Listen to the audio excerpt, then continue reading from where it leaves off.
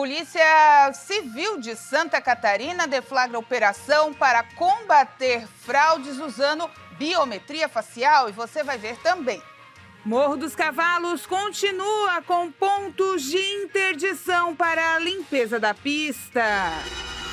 Saques da conta poupança superam todos os números dos últimos anos.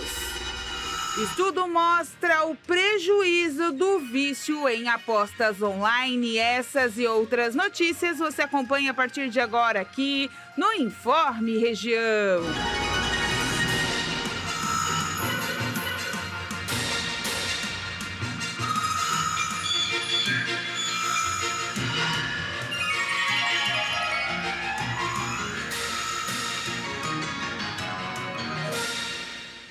Uma da tarde, mais 16 minutos, chegando com mais uma edição do Informe Região. Hoje, terça-feira, dia 8 de abril de 2024. Temperatura na casa dos 20 graus aqui na região sul de Santa Catarina, com bastante chuva no momento. E a informação que acaba de ser publicada é que, através da Procuradoria-Geral, a denúncia foi formalizada ao STF do ministro das Comunicações, Juscelino Filho, por suposta corrupção em emendas quando ainda era deputado.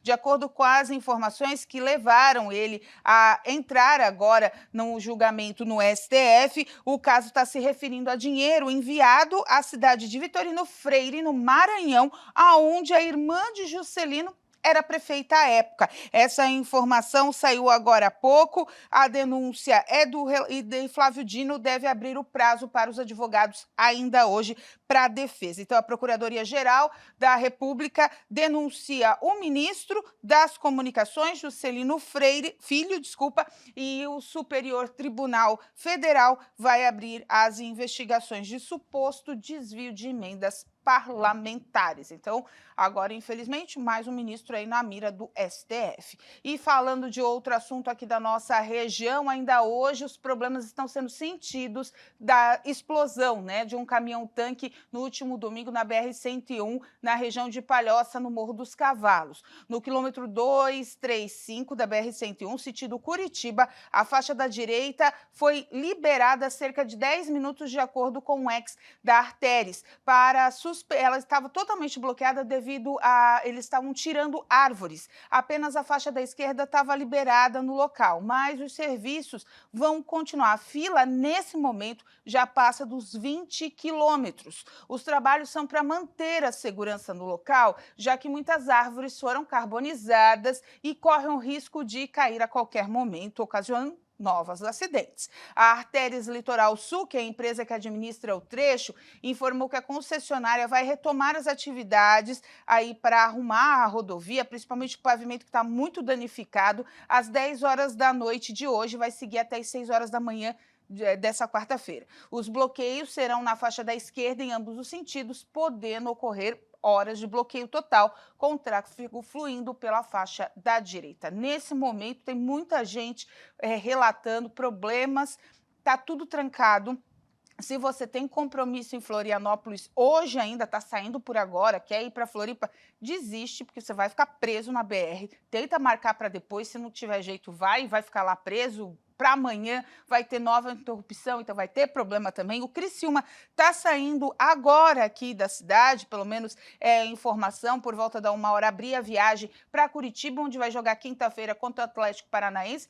Vai na sorte, porque se vai passar ali tranquilo no Morro dos Cavalos, a gente não sabe. Nesse momento, a fila é de 20 quilômetros. Hoje, muita gente que ia para a capital acabou voltando no meio do caminho, porque não tinha condições de continuar devido ao tamanho da fila. Tudo isso, a gente lembra por causa daquele acidente no final de semana. E olha só, de acordo com os dados do relatório da Transparência Salarial, as mulheres ganham 20,9% a menos do que os homens, mas a participação delas no mercado de trabalho tem crescido. Segundo dados do relatório de Transparência Salarial, em 2024, a participação das mulheres no mercado de trabalho teve um crescimento, mas a desigualdade salarial ainda existe. O número de trabalhadoras subiu de 38,8 milhões em 2015 para 44, 8 milhões em 2024. O crescimento foi de mais de 6 milhões.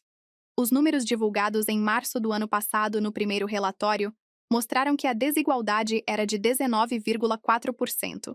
Já no segundo relatório, em setembro, o número passou para 20,7%. Além disso, a desigualdade salarial também é racial. As mulheres negras recebem ainda menos que os homens em cargos iguais. O relatório apontou que homens não negros ganham aproximadamente 110% a mais do que as mulheres negras. Os dados da pesquisa demonstraram que, mesmo em cargos de direção e gerência, as mulheres recebem 73,2% da remuneração dos homens nos mesmos cargos, ou seja, 26,8% a menos do que deveriam.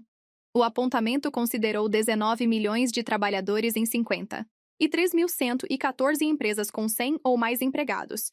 E segundo os dados, se as mulheres ganhassem igual aos homens na mesma função, cerca de 95 bilhões de reais teriam entrado na economia em 2024. A poupança teve, em março, o maior saque para o mês dos últimos 3 anos. Segundo o Banco Central, quase 12 bilhões de reais foram retirados no mês passado. A caderneta de poupança teve saque líquido de 11 bilhões 458 milhões de reais em março. Segundo dados publicados pelo Banco Central, é a maior retirada para o mês desde 2022, quando o resultado foi negativo em mais de 15 bilhões e 300 milhões de reais. Entre janeiro e março deste ano, o saldo ficou negativo em quase 46 bilhões de reais. A saída de recursos acontece em meio à inflação e endividamento altos. O juro básico mais alto também faz poupança ficar menos atraente, com rendimento limitado. Isso porque, quando a taxa Selic ultrapassa o patamar de 8,5% ao ano, o rendimento da poupança é de até 0,5% ao mês, mais a variação da taxa referencial. No acumulado do ano, o saldo é positivo em R$1 trilhão. Esse é o 10º mês seguido acima da linha de R$1 trilhão. O dado foi divulgado pelo Banco Central. A saída de recursos acontece em meio à inflação e endividamento da população. Os indicadores mostraram que o endividamento ainda segue elevado. A seguir, Polícia Civil tenta combater mais um esquema de fraude no estado.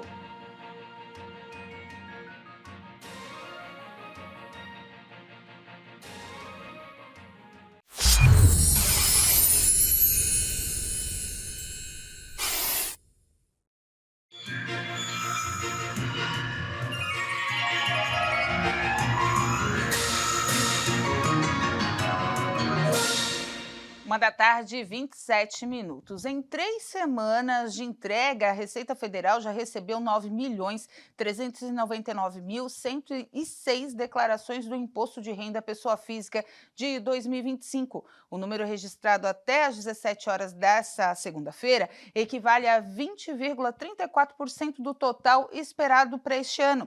Desde o dia 1º, quando a declaração pré-preenchida passou a ser baixada com todos os dados disponíveis, 4.028.967 contribuintes enviaram o documento. O abastecimento dos dados da declaração pré-preenchida atrasou nesse ano por causa da greve dos auditores fiscais da Receita. O prazo para a entrega da declaração começou 17 de março e termina às 23 horas e 59 minutos do dia 30 de maio. O programa gerador da declaração está disponível desde o dia 13 de março. São obrigadas a declarar as pessoas físicas que recebem rendimentos tributáveis acima de R$ 33.888, assim como aquelas que obtiveram receita bruta da atividade rural acima de R$ 169.440. As pessoas que receberam até 2 salários mínimos mensais durante 2024 estão dispensadas de fazerem a declaração, salvo as que se adequem em outro crédito de obrigatoriedade. E olha só, gente, os crimes virtuais continuam em alta no Brasil, mesmo com todo o rigor das novas leis.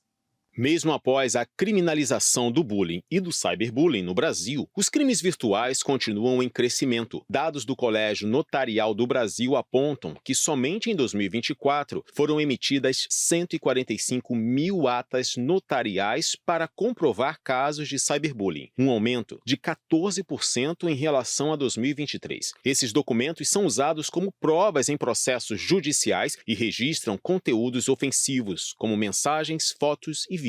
A nova legislação sancionada em 2023 incluiu o bullying e o cyberbullying no Código Penal, com punições que variam de multa a até 4 anos de prisão no caso das agressões online. Antes da lei, não havia uma pena específica para essas práticas. Em 2015, uma outra legislação criou um programa de combate ao bullying, mas sem estabelecer sanções. Agora o cenário é mais rigoroso, porém ainda enfrenta obstáculos na prática. Segundo o Conselho Nacional de Justiça, 283 processos judiciais envolvendo esses crimes foram registrados em 2024. Para especialistas, a nova lei representa um avanço, mas ainda falta estrutura e preparo para lidar com a prevenção, especialmente entre famílias e instituições de ensino.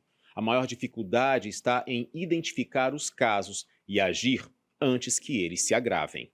Apesar da proibição do uso de celulares em escolas, medida adotada em várias cidades no início deste ano, os efeitos sobre o cyberbullying foram praticamente nulos. Especialistas explicam que a maioria das agressões acontece fora do ambiente escolar e no período da noite, principalmente em grupos de mensagens como o do WhatsApp, onde adolescentes trocam ofensas e mensagens com conteúdo racista, machista ou humilhante. A pesquisa mostra ainda que os adolescentes mais afetados têm entre 13 e 15 anos, especialmente meninas, estudantes da rede pública e filhos de mães com baixa escolaridade. Muitos desses jovens relatam também sofrer violência dentro de casa e não têm acompanhamento adulto no seu tempo livre, o que amplia a vulnerabilidade diante de crimes virtuais. O uso da ata notarial, que pode ser emitida presencialmente ou de forma digital pela plataforma enotoriado.org.br, tem sido uma ferramenta importante para a formalização das denúncias. O documento registra a data, hora e conteúdo da agressão, podendo incluir prints, áudios e testemunhos. Especialistas apontam que, embora a punição seja fundamental, o maior impacto da nova lei está no seu potencial educativo, criando um ambiente de mais responsabilidade online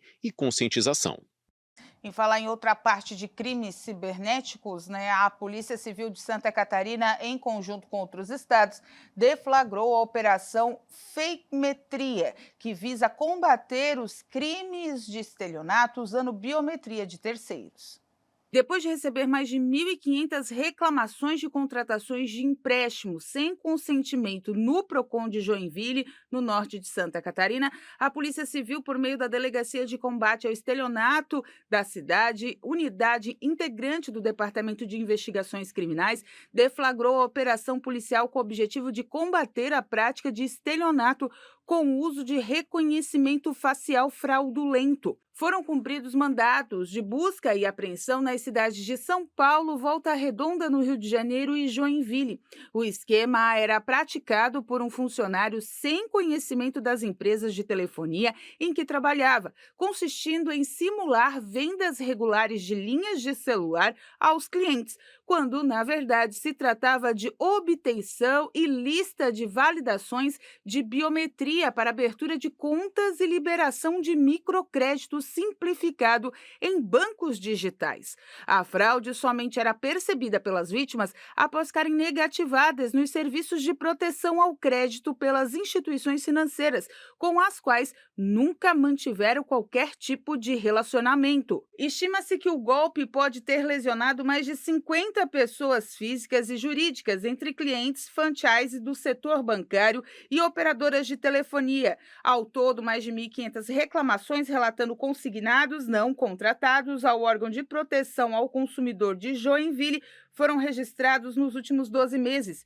Uma fiscalização conjunta entre Polícia Civil, a Secretaria do Estado da Fazenda e o PROCON, parte integrante da operação, também foi efetuada em lojas do mesmo segmento e vinculadas à Anatel, com viés orientativo para que as práticas similares sejam coibidas e o crime semelhante não aconteça. Os dados biométricos sensíveis, que no caso investigados foram adquiridos clandestinamente, são protegidos pela Lei Geral de Proteção de Dados, sendo um direito fundamental do cidadão previsto na Constituição Federal, inclusive nos meios digitais. E agora vamos conferir as vagas de empregos que estão disponíveis no site da SIC. Em Criciúma, uma vaga de atendimento ao setor de refiliação, uma vaga de vendedor de automóveis, uma vaga de analista de administração, 15 vagas de operador de teleatendimento. Em Içara, 2 vagas de eletromecânico, uma vaga de assistente de logística, uma vaga de consultor de vendas, uma vaga de vendedor interno e externo. Em Forquilinha, uma vaga de mecânico automotivo, uma vaga de auxiliar administrativo, uma vaga de supervisor de processos, 7 vagas de alimentador de linha. Em Nova Veneza, uma vaga de inspetor de qualidade externo na confecção, uma vaga de escrevente de registro de imóveis, 5 vagas de auxiliar de produção em acabamentos e uma vaga de assistente de qualidade interno. Essas e outras vagas estão disponíveis no site da SIC, rededetalentos.com.br. A seguir, pesquisa mostra os riscos das apostas virtuais.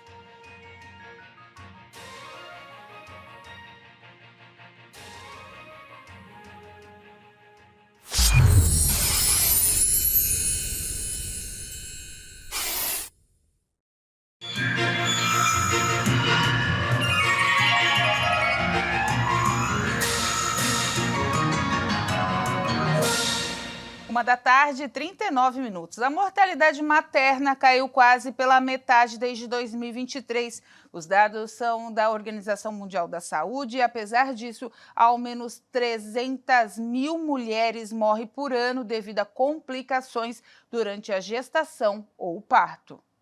Os avanços na luta contra a mortalidade materna estagnaram. A razão pode estar ligada a questões políticas, sociais e econômicas, já que o tema não é prioridade para a maioria dos governos. Segundo a Organização Mundial da Saúde, OMS, o índice global de mortalidade materna caiu 40% nos últimos anos devido ao acesso aos serviços de saúde essenciais. No ano 2000, 443 mil mulheres perderam a vida durante ou após o parto. Em 2023, o número caiu para 260 mil. Mas o combate à mortalidade desacelerou na última década, principalmente em regiões menos desenvolvidas ou países de baixa e média renda. Segundo o relatório divulgado pela OMS, pelo menos 700 mulheres morrem diariamente devido a riscos que poderiam ser evitados durante ou após o parto. Isso representa pelo menos uma morte a cada 7 segundos. A principal causa é a hemorragia, resultado de complicações durante a gestação ou tratamentos incorretos. Essa realidade poderia ser diferente se os sistemas de saúde fossem eficientes para atender essas demandas. E uma pesquisa realizada pela Unifesp mostrou que em torno de 11 milhões de pessoas no Brasil realizam apostas arriscadas. De acordo com o levantamento, os jogos têm atingido um alto número de apostadores brasileiros e muitos menores de idade. Pela primeira vez, o estudo da Unifesp reúne dados sobre o vício em jogos de apostas, incluindo aquelas online, as chamadas bets. A pesquisa levou em consideração uma amostra de 16 mil pessoas com 14 anos ou mais, classificadas como adolescentes e adultos com 18 anos ou mais. A escala PGSI serve para classificar os apostadores de acordo com o nível de risco, a partir de perguntas que fazem um mapeamento do comportamento. A escala aponta apura se a pessoa apostou mais do que poderia perder. Se, após apostar, voltou para tentar recuperar o dinheiro perdido por meio de outra aposta. Se as apostas causaram problemas financeiros, entre outras informações. A pesquisa destaca que 9.300.000 pessoas que usam bets no Brasil, o que coloca a modalidade como a segunda na preferência dos brasileiros, ganhando inclusive do jogo do bicho. O principal ambiente de apostas no país continua sendo a loteria. A grande quantidade de apostadores de bets ganha contornos preocupantes quando relacionada à propensão desses jogadores de utilizarem as plataformas de maneira danosa. De acordo com o estudo, os apostadores de bets têm chances expressivamente aumentadas de fazer um uso de risco ou problemático desses jogos. Os dados mostram que, entre os jogadores de bets, 66,8% fazem uso de risco ou problemático das plataformas. O percentual é bem menor entre apostadores de outras modalidades, 26,8%. A pesquisa também acendeu o alerta para essa prática de apostas por adolescentes. Segundo o estudo, 10,5% dos jovens entre 14 e 17 anos disseram ter jogado no último ano e 55,2% dos apostadores nessa faixa etária estão na zona de risco. Os pesquisadores recomendam uma série de medidas para que o poder público proteja a saúde da população em relação às apostas. Entre elas, os especialistas indicam que é preciso restringir propagandas e patrocínios de empresas de apostas que levem à exposição de menores de idade a esses conteúdos. Gente, tem que tomar cuidado, oriente o seu menor de idade aí, porque a gente está vendo que a situação não está ficando boa, não, pelo contrário, está piorando bastante, principalmente envolvendo esses jovens aí. Os jogos são proibidos para eles, mas infelizmente alguns estão entrando nesse mundo e está prejudicando bastante as famílias. É bom ter conscientização e conversar com o seu adolescente aí, para que no futuro não tenha dor de cabeça.